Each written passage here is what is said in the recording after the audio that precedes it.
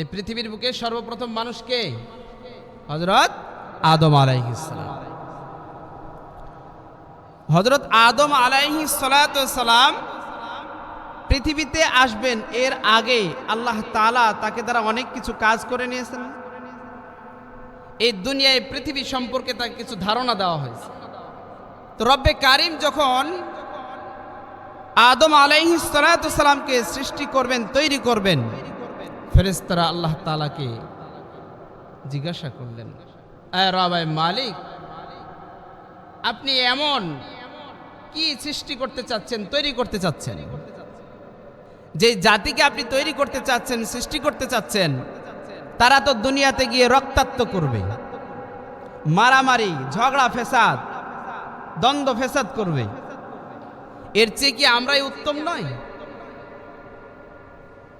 সর্ব অবস্থায় সব সময় আপনার তাসবিহ, তাহলিল, জিকির, আজগারের মধ্যে আমরা মশগুল। আল্লাহ তাআলার ভাষায় বললেন, ইন্নী আ'লামু মা লা তা'লামুন। কে বললেন? আল্লাহ। আল্লাহ তাআলাকে যখন ফেরেশতারা জিজ্ঞাসা করলেন, রব্বে মালিক, এই দুনিয়ার মধ্যে যে জাতিকে আপনি তৈরি করতে যাচ্ছেন, সৃষ্টি করতে চাচ্ছেন, তাদের কাজ হবে সম্পূর্ণ উল্টাপাল্টা। তারা দুনিয়ার বুকে যাবে, জমিনের উপরে রক্তাক্ত করবে, মারামারি করবে, হানাহানি করবে, একে অন্যের কথা লাগিয়ে দিয়ে ফেসাদ সৃষ্টি করে দিবে।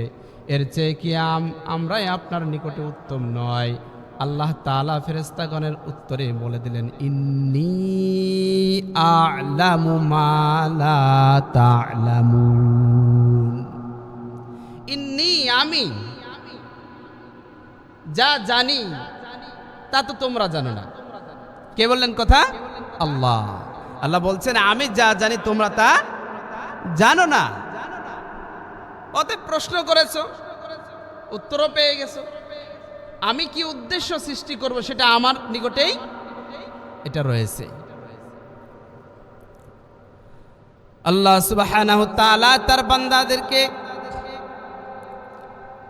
দুনিয়ার বুকে পাঠানোর আগে সর্বপ্রথম যে মানবকে সৃষ্টি করেছেন, সেই মানবের নাম হলো হযরত আদম আলাইহিস সালাম। আদম আলাইহিস সালামকে সৃষ্টি করলেন, থাকার জন্য জায়গা জান্নাতে দিয়ে দিলেন। জান্নাতে দেওয়ার সময় আল্লাহ তাআলা তার এই বান্দাকে কিছু উপদেশ দিয়ে দিলেন, নসিহত করলেন। বললেন, হে আদম, তুমি শোনো, এই বিশাল জান্নাত, এইটা তোমার থাকার জায়গা, এটাই তোমার বাড়ি, এটা তোমার ঘর।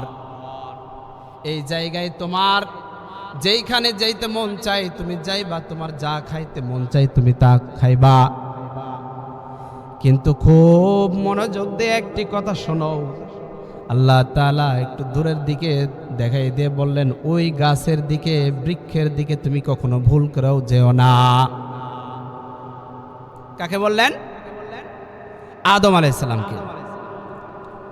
আদম আলাইহিস সালামকে যখন এই কথা বললেন যে তুমি জান্নাতে থাকো, জান্নাত তোমার আরামায়েশের জায়গা, তোমার যা মন চায় তুমি তা খাও, ঘুমাইতে মন চাই ঘুমাও, ঘোরাফেরা করতে মন চাই ঘোরাফেরা করো, কিন্তু ওই বৃক্ষের দিকে, ওই গাছটির দিকে তুমি ভুল করেও যেও না, এবং সেই গাছের ফলও তুমি খেও না। নসিহত উপদেশ যখন আল্লাহ তাআলা তার সৃষ্টিকৃত মানব আদম আলাইহিস সালামকে দিয়ে দিলেন, তিনি জান্নাতে বসবাস শুরু করলেন। এর মাঝেই জান্নাতের চতুর্পাশ দিয়ে ঘোরাফেরা করে, সুমতলব নিয়ে নয়, কুমতলব নিয়ে। কে? মিস্টার ইবলিস। শয়তান যখন জান্নাতের আশপাশ দিয়ে ঘোরাঘুরি করে, চেষ্টায় আছে কখন জান্নাতে যাইতে পারি, কখন জান্নাতের মধ্যে যে ব্যক্তিকে রাখা আছে সেই ব্যক্তিকে ওয়াসওয়াসা দিতে পারি। ঘোরাঘুরি করতে করতে একটা সময় তার চতুরতার জালে ফাঁদে আদম আলাইহিস সালামকে আবদ্ধ করে ফেললেন।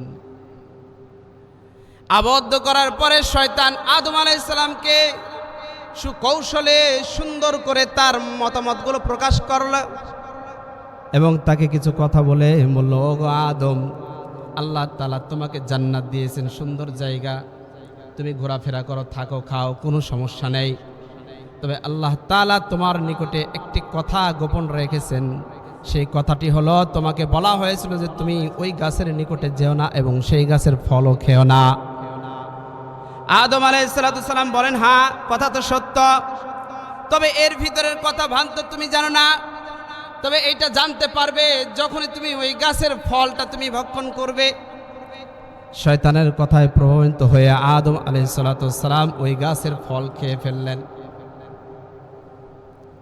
আর ওই গাছের ফল খাওয়ার কারণে জান্নাতি সাজ পোশাক সহ সব কিছু আস্তে আস্তে খুলে যেতে থাকে এবং পেটে প্রাকৃতিক চাপ তার চলে আসে।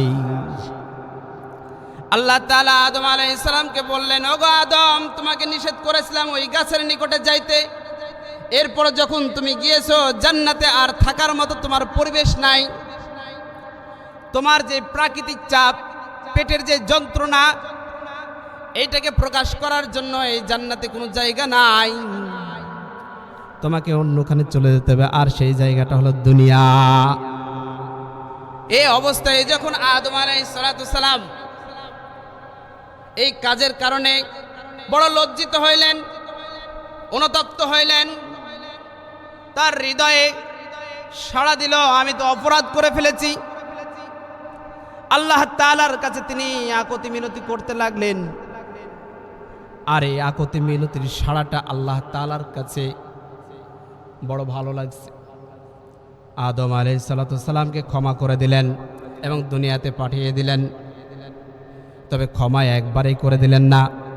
আদম আলাইহিস সালামকে ডেকে বললেন, ওগো আদম, শোনো, তোমাকে কয়েকটি বাক্য বলে দিই, এই বাক্যগুলো তুমি মুখস্থ করে নাও, এই শব্দগুলো মুখস্থ করে নাও এবং বারবার তুমি পড়তে থাকো। একবারে পড়ে না, বারবার পড়তে থাকো।